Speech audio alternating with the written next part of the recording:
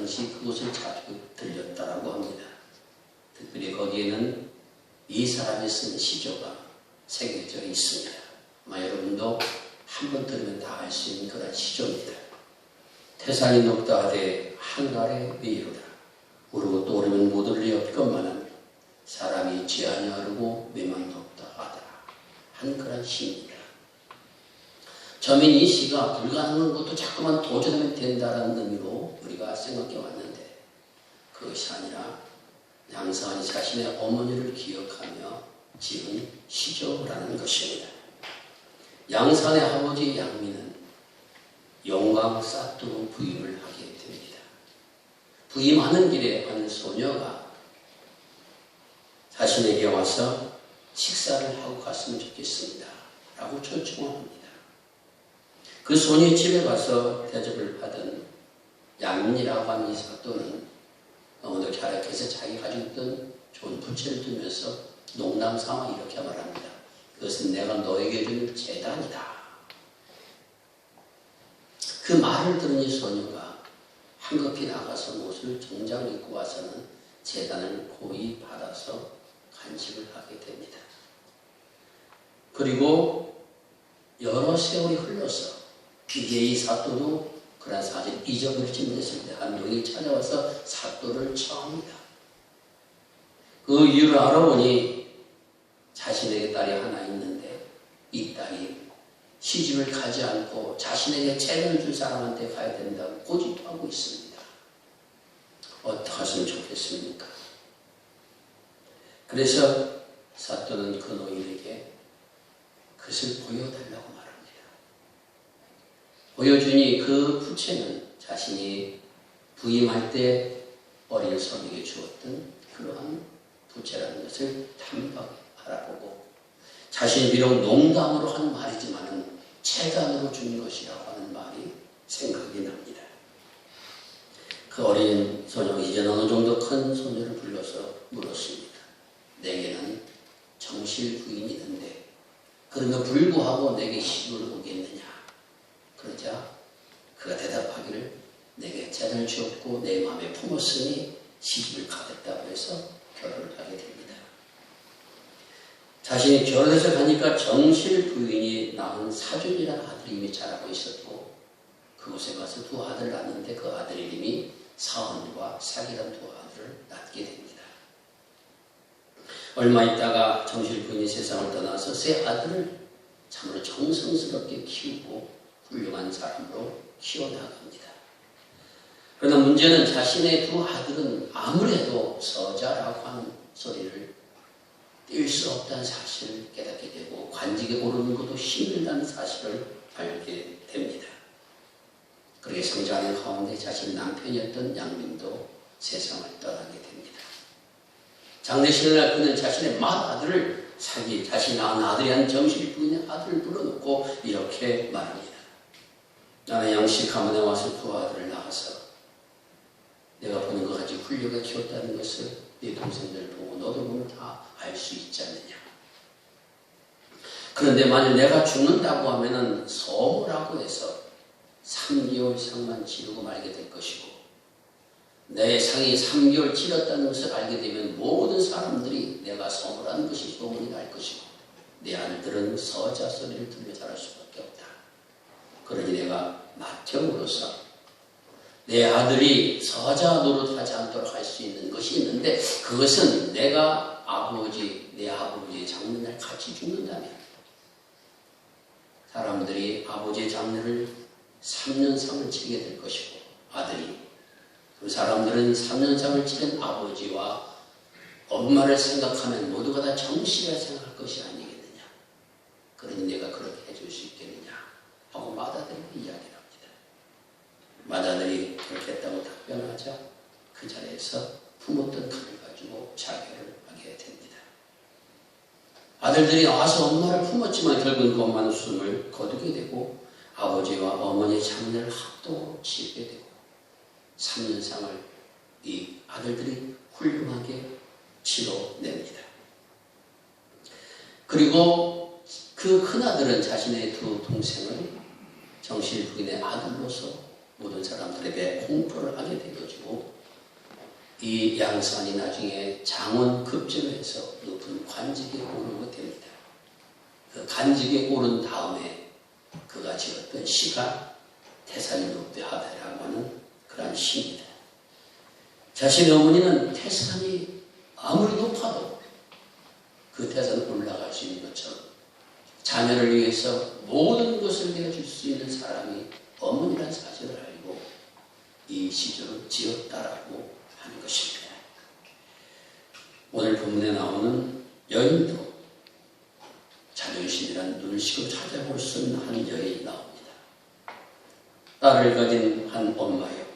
그 여인의 이름도 나이도 성경에 나오지 않고 있습니다. 직업도 모릅니다. 다만 자신의 딸이 더러운 영, 악한 영, 귀신에 들린 그런 어머니라고만 소개되어 있고 그 여인은 헬라인이요, 그래서 이방인이요, 그리고 수로보닉의 여인이라고만 소개되고 있습니다. 수로보닉이라고 하는 것은 단순히 수로의 어느 지역을 의미하는 것이 아니라 오늘날 말하면 시리아 나라의 수로보닉의 페니키아 도시에 살고 있는 이런 의미입니다. 당시에 보니게라는 이름이 아프리카도 있었기 때문에 시리아의 페니키아를 특별히 이렇게 구분해 놓았다는 겁니다. 거기에는 의미가 있습니다. 이 여인 예수님을 찾아오므로 오늘 본문의 이야기가 시작되고 있습니다. 저는 오늘 이야기 속에서 특별히 이 여인의 초점을 맞추어서 그리고 이 여인을 향한 주님의 말씀 앞에서 오늘 어버이에 드리는 주님의 말씀을 마음으로 듣고자 합니다. 이 말씀이 저와 여러분 모두에게 은혜가 될 수 있기를 바랍니다. 예수님께서 한 집에 들어가셨다는데 그 집이 어떠한 집인지 모르지만 그 지역이 두로운 지역이라는 것을 통해서 이방 지역이라고 하는 것을 알 수가 있습니다. 이방 사람들이 예수님을 맞아들인다는 것도 그렇게 쉬운 일은 아니었을 것입니다. 또한 예수님 본 자신도 내가 이곳에 있다라는 사실들을 다른 사람들이 알기를 원하지 아니했다라고 기록되어져 있습니다. 하지만 숨길 수 없었다는 것입니다. 어떤 사람이 숨길 수 없었는가? 아마 예수님께서 한번 모르게 가셨다 할지라도 예수님의 동선을 살피고 있는 사람이 있었다면 그 사람에게 숨길 수 없었을 것이요. 그 동선을 살피고 있던 사람 가운데 하나가 바로 이 여인이라고 하는 것을 오늘 우리가 생각하게 됩니다. 이 여인이 예수님을 찾아서 그렇게까지 찾아왔던 그 이유는 과연 어디에 있겠는가? 자신의 딸이 악한 영 귀신에 들려서 예수님 앞에 치유를 받고자 예수님을 찾았다는 겁니다. 그 전부터 예수님이 어떤 분인가라는 소문을 그녀는 하나도 빠지 않고 듣고 있었습니다. 그리고 마음속에서 내 딸을 고칠 수 있는 분은 오직 한 분 예수님 분이라고 하는 믿음을 가지고 예수님의 모든 것에 대해서 길을 가지고 듣고 또한 찾아서 그것까지 왔다는 것을 알 수가 있습니다. 그 자신의 딸이 구체적으로 악한 영 혹은 귀신 들렸다 이렇게 표현되고 있습니다만 과연 그것이 어떤 상태인가에 대해서는 여기 전하여 주지 않고 있습니다.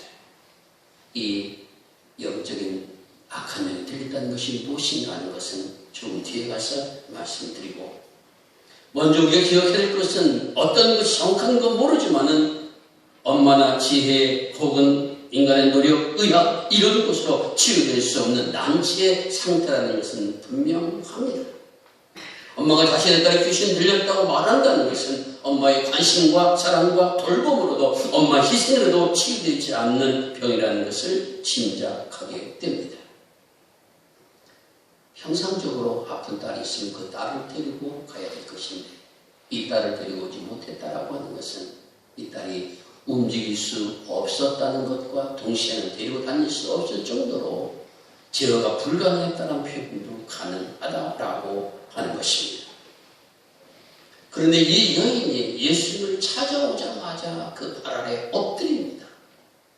엎드린다는 것은 자신을 낮추는 행위요 전적으로 예수님께 모든 것을 맡기며 절대 주권을 드린다라고 하는 다시 말씀드리면 나는 예수님 앞에 항복했습니다 라고 하는 것을 의미하고 있습니다.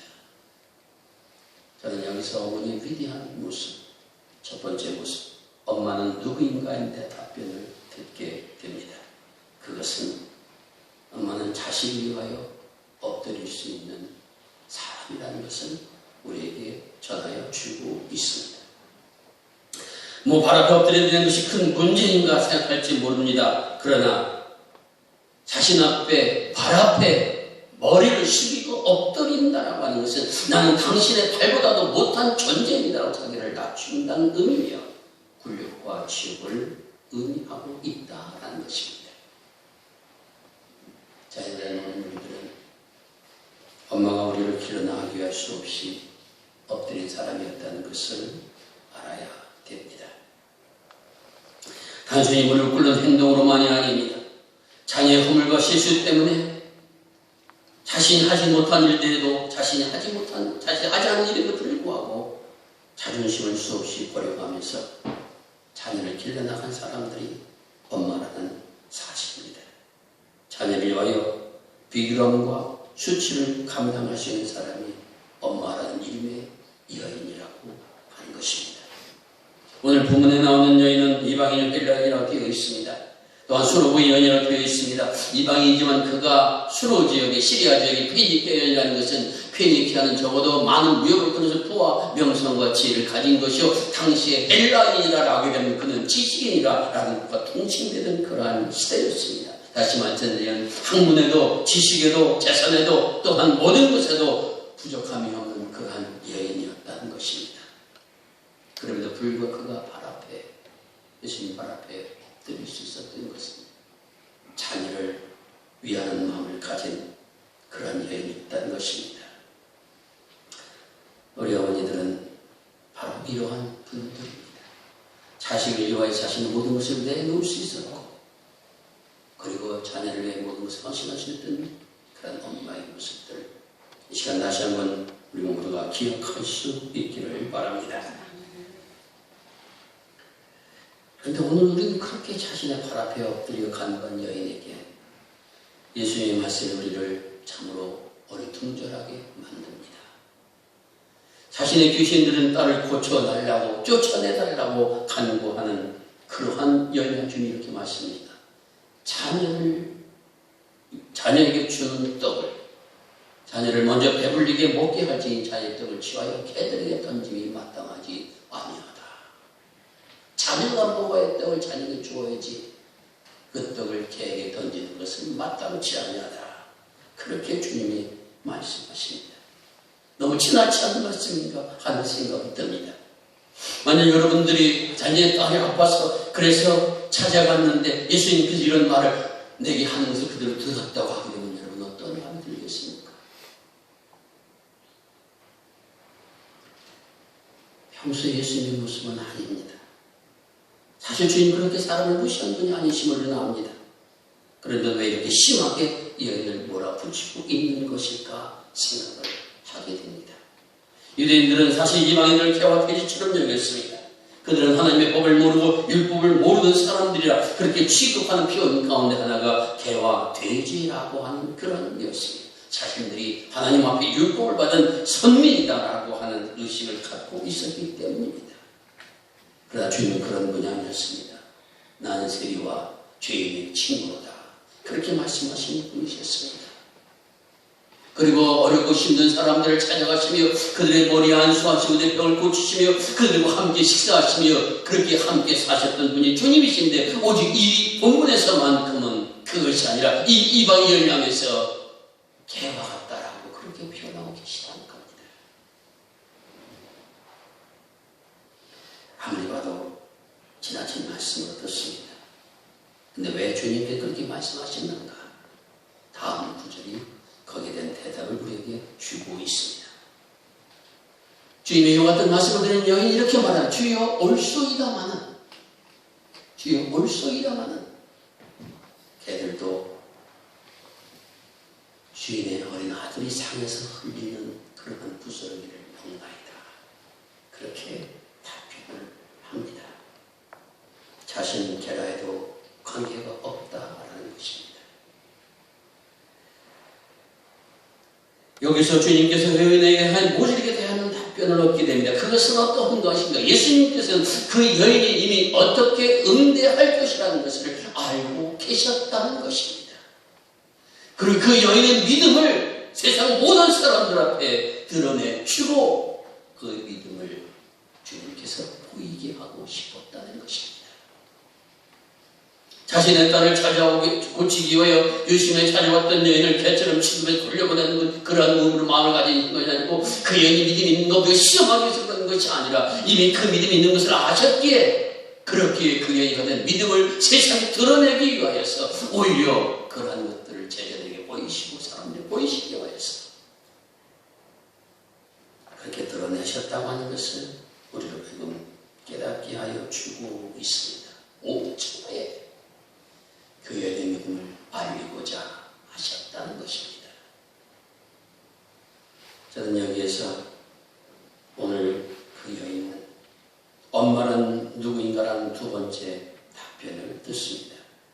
그것은 엄마는 자녀를 위해서 개처럼 취급을 당해도 감수할 수 있는 여인이라는 것입니다. 내가 세상으로부터 어떤 몇십만 천대를 받는다 할지라도 내 자녀를 위한 것이라고 하는 물꼬를 가리지 않고 갈 수 있는 이것이 바로 엄마의 모습이라고 하는 것을 우리에게 가르쳐주고 있습니다. 짐승도 새끼를 낳은 짐승은 마음대로 취급하지 못합니다. 자신의 새끼를 지키기 위해 생명을 내놓고 싸우는 것을 우리도 할 수가 있습니다.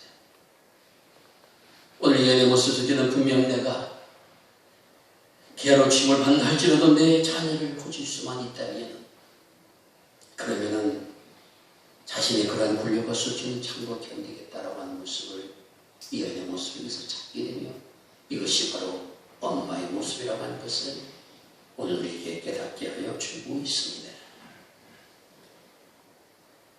자녀를 길러나가면서 부모들은 수많은 아픔들을 겪습니다. 예기치 않은 그런 일들을 만나게 됩니다.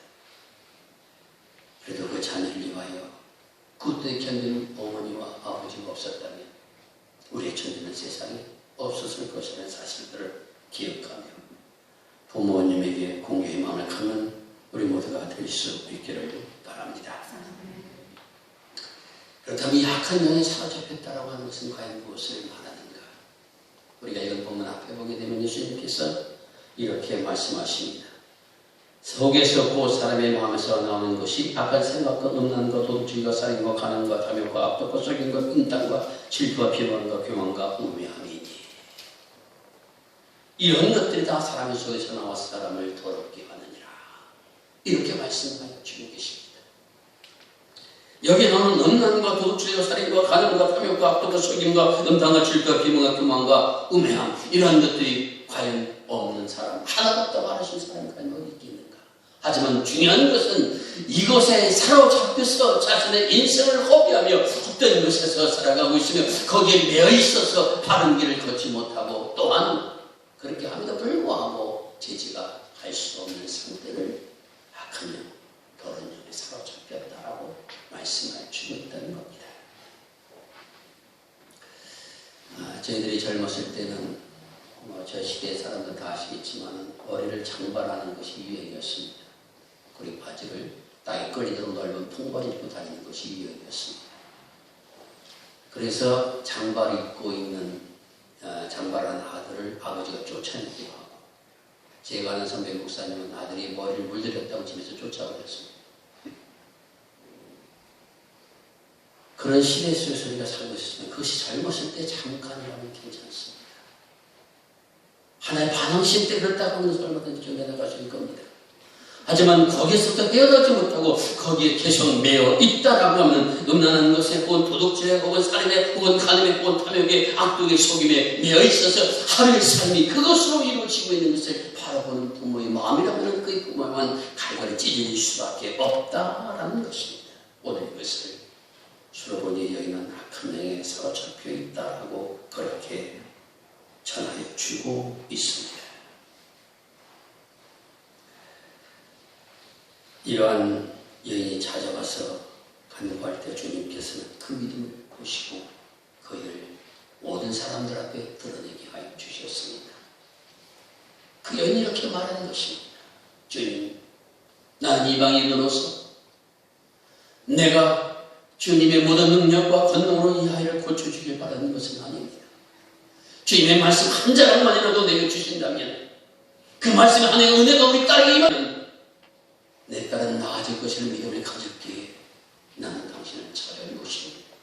그 모든 수치와 모욕을 참고 견딘 것이며 나는 그 믿음을 가진 죄인입니다. 주여, 내 딸을 고쳐주셔서. 그것이 그 어머니의 모습이었다는 것입니다. 주님이 이렇게 말씀하십니다. 내가 이 말했으니 돌아오라. 귀신이 내 딸에게서 나아갔느니라. 내가 이 말했다는 것은 무엇입니까? 주여, 개들도 주인의 산에서 떨어지는 것을 먹나이다. 그것 말 자체에 의미가 있다는 것은 아닙니다. 적어도 그렇게 말할 수 있었다고 하는 것은 그 여인의 마음속에, 그의 믿음의 삶 속에 주님께서 그렇게 하실 분이라고 하는 믿음이 있었고, 그 믿음을 내가 표현했고 모든 사람들 증언했으니 바로 주님 말씀하신 것처럼 내 믿음이 너를 구원했느니라 라고 말씀하신 것처럼 내 믿음이 너의 딸을 고침을 받게 하였느니라.